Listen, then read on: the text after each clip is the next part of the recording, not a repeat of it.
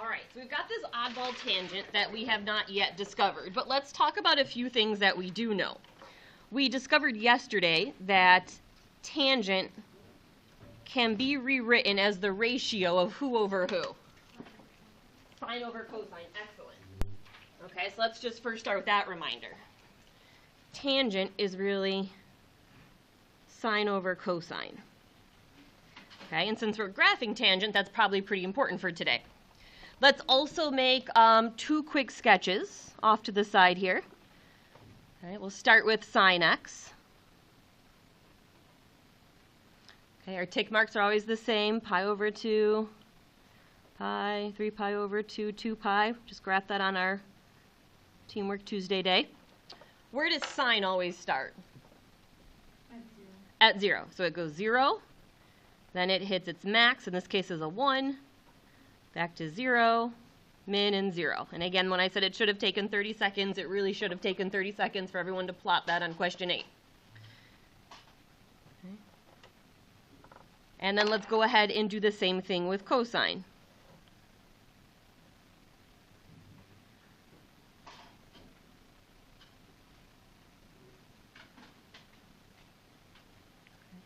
And again, those tick marks aren't an option. You're labeling them every time. You're going to start with those 4.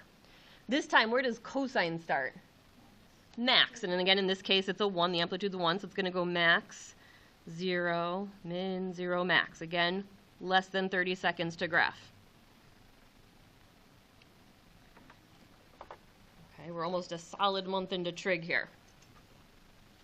So I think the question, just going back to question 8, said, describe what's happening between 3 pi over 2 and 2 pi on the sine and cosine function. So if I look at my graphs between 3 pi over 2 and 2 pi, I can see that both graphs are what? Increasing. And that's what it was hinting at. And that's what we said seems to be a really common question all the time now. Sometimes they'll say, let me just throw another one out there. Miles, what is the sine curve doing between pi and 2 pi? Perfect, and that's the choice I'd be looking for then. And again, all you have to do is draw out the sine curve. Don't try to do it in your head, just draw it out, and then, look and see what domain they're talking about from here to here. Excellent. Okay, so now that we have these two, our goal is to graph tangent. So let's make a table of values here off to the side. We're going to say x, and our function is tan x. And we want to know the values at the same values at 0, at pi over 2, pi, 3 pi over 2, and 2 pi.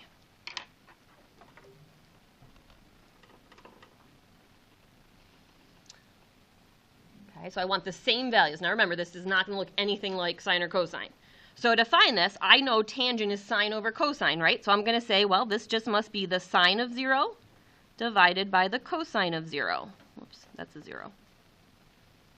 It's really just the sine of 0 over the cosine of 0 because tangent, we said, is sine over cosine. So now let's look at our graph. What is the sine of 0? 0. What's the cosine at 0?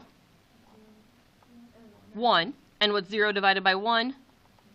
0. So the tangent graph must have a point 0, 0. And we'll plot that.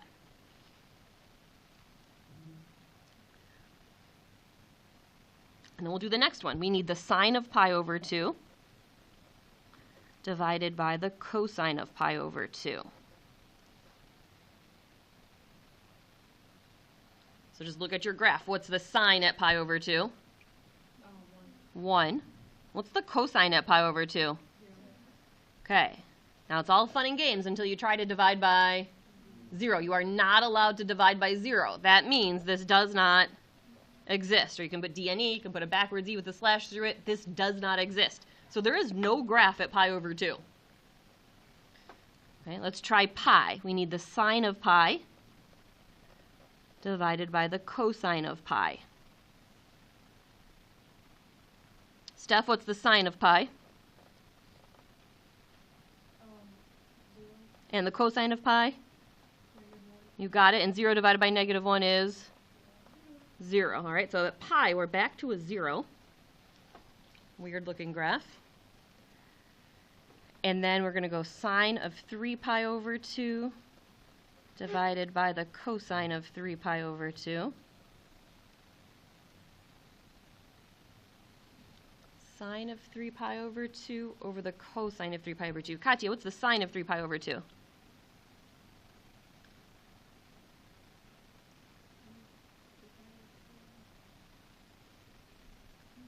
You got it.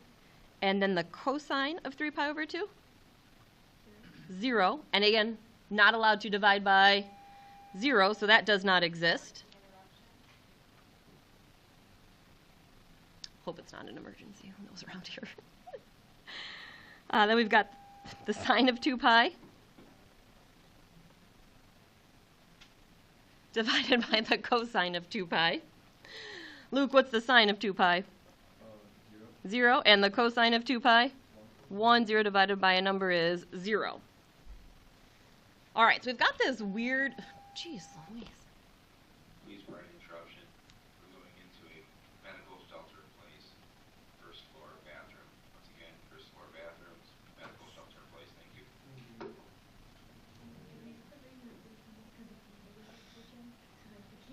Yes. Okay, so we've got this weird-looking graph here at the moment, right?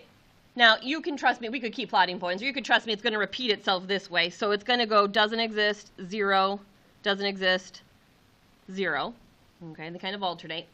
Now, when something is divided by 0 and we say it doesn't exist, I want to make a note here. This creates what we call a vertical asymptote.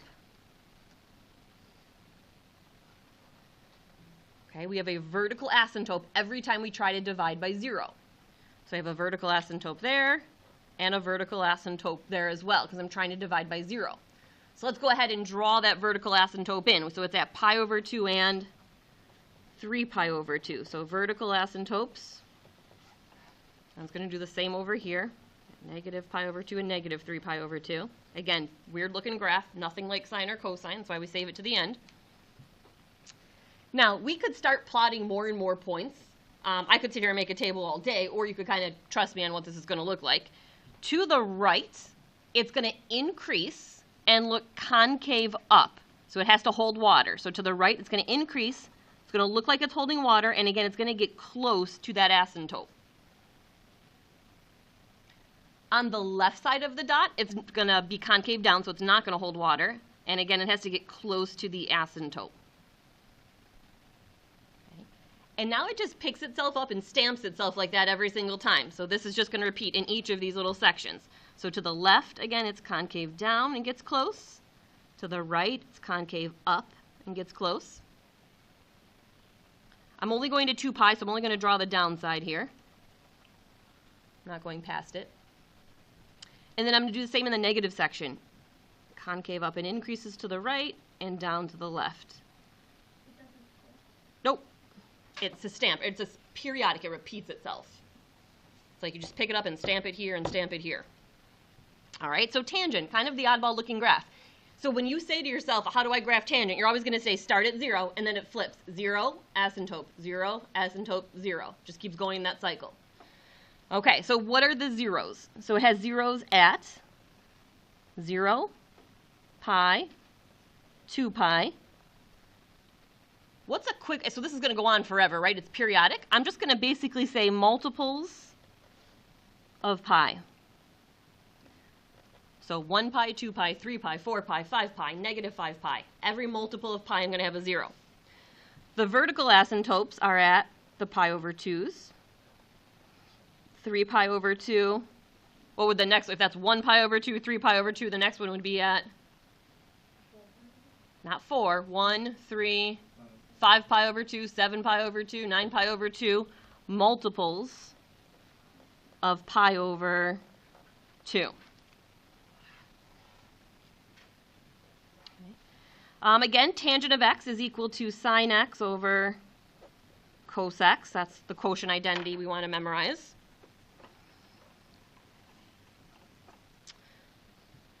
When is tangent increasing? How would you just, if you were to walk on this, how would you describe this? Always. It's always increasing, right? It is always increasing. This graph never decreases. Please excuse the interruption. The shelter in place has now been lifted. Thank you. Okay.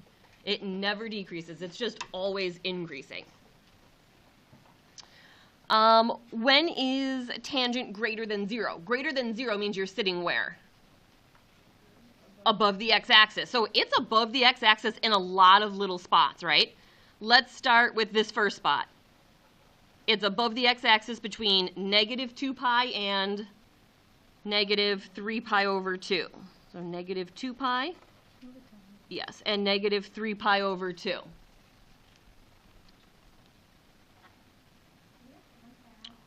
We're going to write a couple out today. I mean, there's not much to do with tangent, so we're going to write it out because there's really nothing to do with tangent. Rohan, where's the next section that you're greater than 0?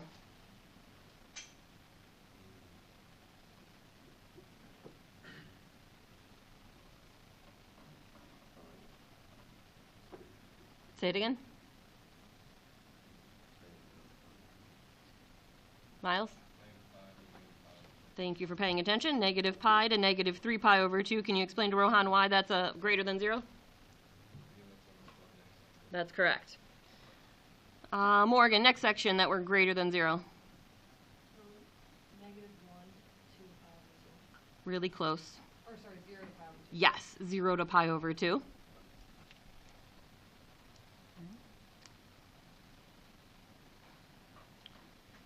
Vinny, what's the next time we're above the x-axis?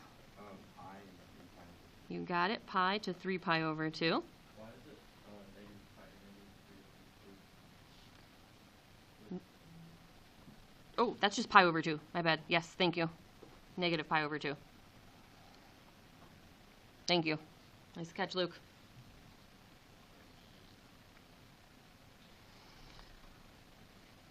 All right. Again, there's really not a lot to do with tan, so we're just beating this to a pulp here. When is tan concave up? So up meaning it can hold water, right? It can hold something. I'll give you one section. This is concave up here to here. It can hold water. So I'm going to say from negative 2 pi to negative 3 pi over 2. So I'm going to go CCU for concave up. Negative 2 pi to negative 3 pi over 2. Same spots it's greater than 0. That's right. It's the exact same spots it's greater than 0. Negative pi to negative pi over 2. 0 to pi over 2. And pi to 3 pi over 2. The exact same spots that it was greater than 0. Therefore, it's concave down. I'm just going to stick this down here. Concave down, where it's not holding water. So from negative 3 pi over 2 to negative pi. You jot them down. I'm done writing. Negative 3 pi over 2 to negative pi. Steph, what's the next section where concave down?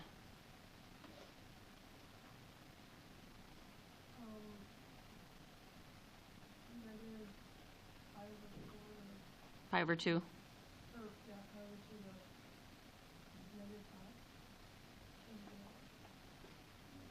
What? Just concave down.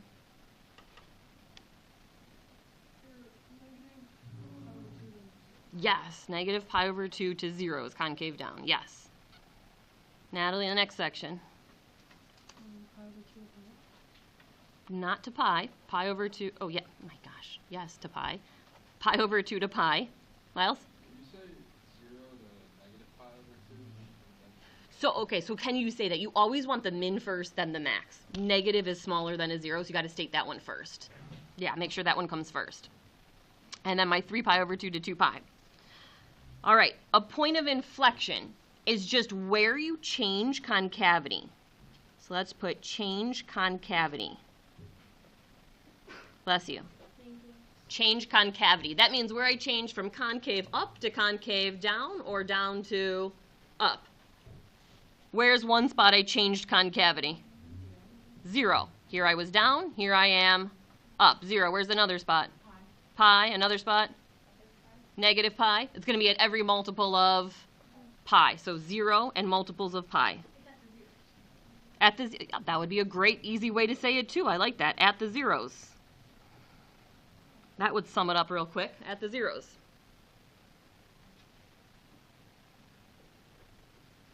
All right, and then to go along with the theme of the spirals for the past 2 weeks, we need the average rate of change. Okay, so again, that formula is f of b minus f of a all over b minus a. They have to give you a and b. It's not a guess. It should be very straightforward in the question. My a is 0, and my b is pi over 4. So I need f of pi over 4 minus f of 0 all over pi over 4 minus 0. Okay, again, this has been on the spiral now for 3 weeks straight. Average rate of change formula. It is a big deal. Let's clean up what we can. So I need f of pi over 4. Now I don't have pi over 4 on this graph, right? But I should be able to figure out the tangent of pi over 4. I'm really thinking of the tangent of what degree? No, what number? Pi over 4 is how many degrees?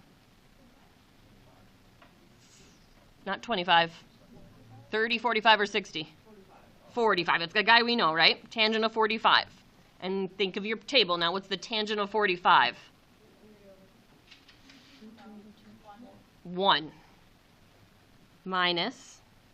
Now I need the tangent of 0. That's really easy to tell from the graph. The tangent of 0 is just 0 all over pi over 4. So I'm going to say that's a keep, change, flip. So I'm going to say it's 1 times 4 over pi. I do a keep, change, flip. So my final answer should be 4 over pi. All right, super easy assignment tonight, I hope. I don't want you to do all of it, so give me 2 more seconds of your time. Get him to your book. All right, circle this. You're going to do question 1. You're going to regraph tangent. So just that part of the question. The next page, 343. Number 1, number 4, and 6 and 7. 1, 4, 6, and 7. 1, 4, 6, and 7. 1, 4, 6, and 7.